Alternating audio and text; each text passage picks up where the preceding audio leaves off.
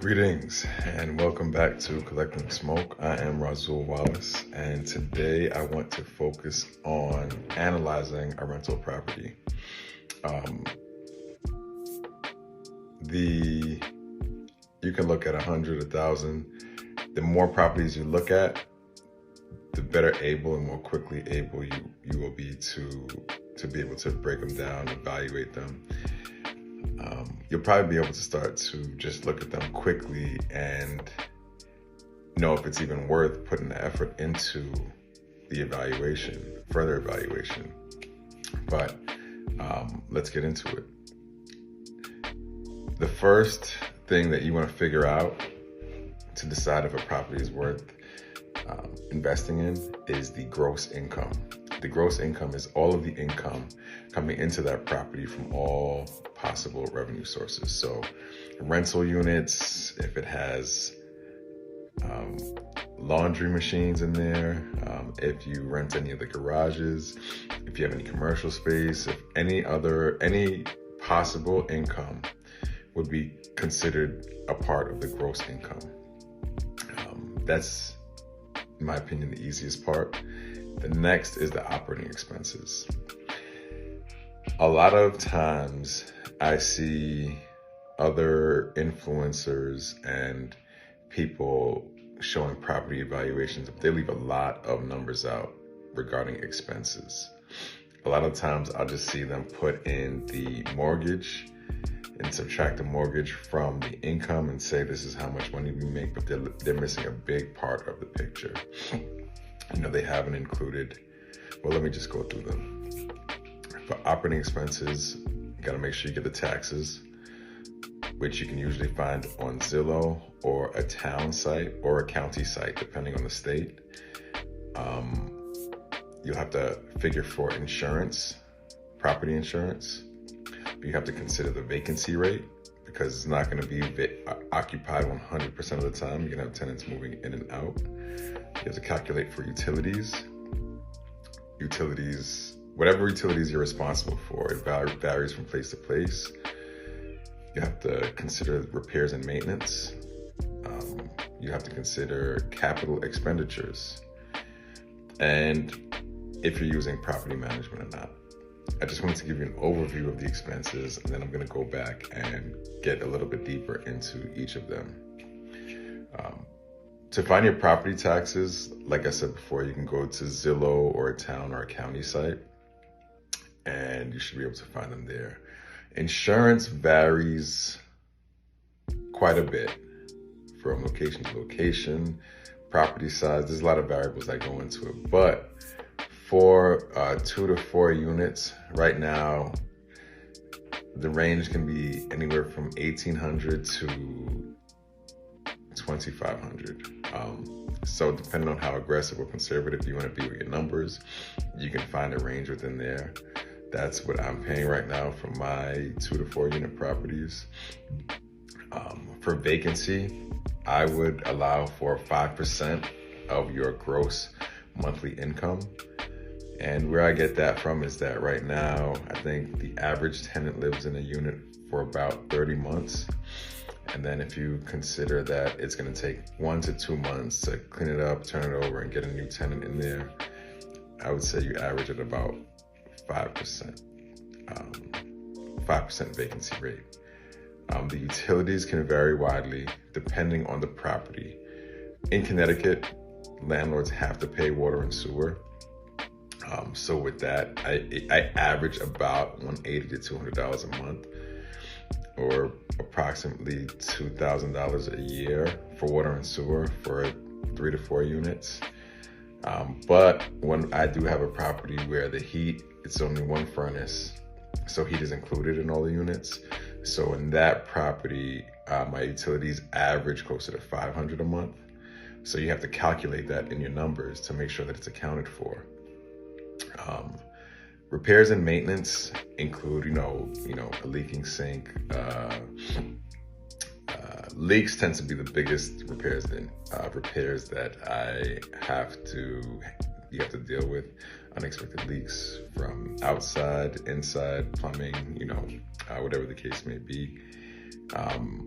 And property maintenance, that's includes shoveling, cutting the grass and the lawn.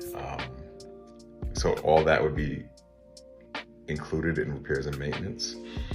Capital expenditures is one that is often missed.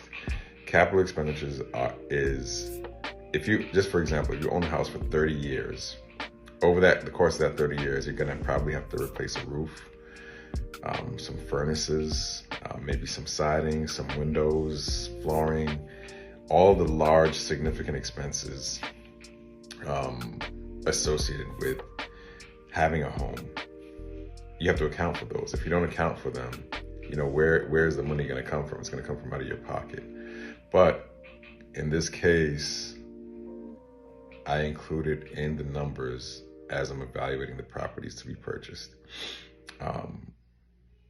So for repairs and maintenance and capital expenditures, both combined, I will set aside 10 to 20% of the gross income, depending on the age and condition of the property.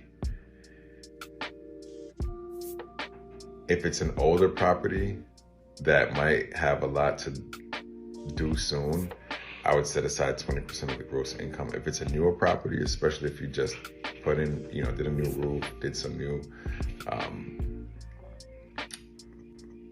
furnaces or boilers, then 10% is probably sufficient.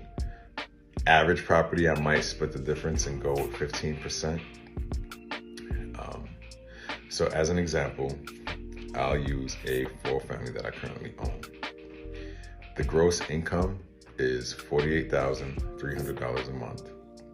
The property taxes is $7,582 a month. The insurance is $2,340 a month. The vacancy rate, I set aside $2,415. Correction, those aren't month, those are annually. Those are annual expenses, not monthly expenses. My apologies. The utilities are approximately $6,000 a year.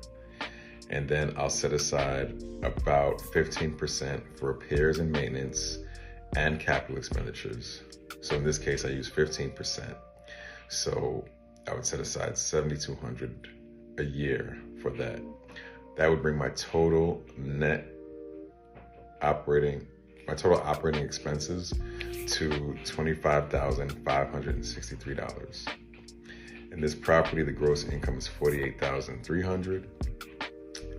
So if I subtract $25,563 from $48,300, that leaves me a net operating income of $22,737.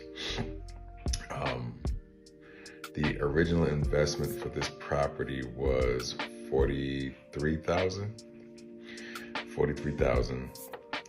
and I split it with a partner who came with the money, and I managed and put the deal together, which I will get into another video.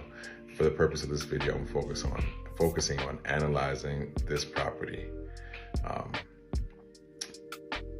Analyzing a property is a little art and a little science. So it's not exact, because you're not going to know exactly how much you're going to spend in repairs and maintenance, how much you're going to spend in, you're just using a rough estimate to put in there to cover the potential of what could be there.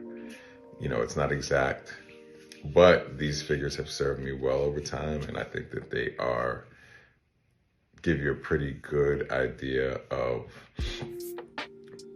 what it looks like cost-wise to get into a property.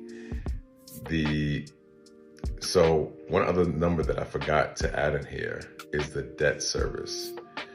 The debt service is separated from the net operating income for a number of reasons, but it is a number that will affect your cash flow. So I put that in last. Some little details and nuances of this figure is that the debt service is principal and interest payments specifically. Most mortgages, if you go to a bank, will include principal, interest, taxes, and insurance, but we've accounted for taxes and insurance in our operating expenses. So in this case, you just have to be aware that depending on the type of financing you have. If you go to a bank, they usually include taxes and insurance. If you have seller or owner financing, then it might not be included in your principal and interest payment. I'm gonna do a separate video that gets specifically into the breakdown of what is in a mortgage, to give more clarity to this and how different it can look based on the type of financing. So just a quick recap. You wanna get the gross income, which is all of the income from the property. And then you wanna subtract all of the operating expenses from that to get your net operating income. Once you have your net operating income, you'll subtract your debt service or your principal and interest payments from that net operating income to get your monthly cash flow.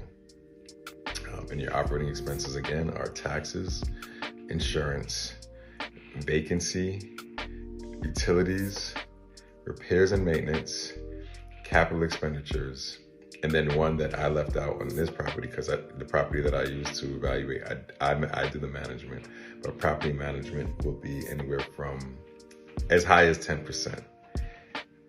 Depending on the number of properties that you're managing, you can get it lower. If it's a high number, it could be as low as 4 or 5%. But in general, when you're starting, you're gonna be looking at about 10% of the gross monthly income. I hope that was clear and easy to understand. I will do a follow-up video specifically around mortgages so that you can understand, so that we can get a good understanding of what that looks like and how it plays into this picture. I hope that was clear, and don't forget to rein yourself in.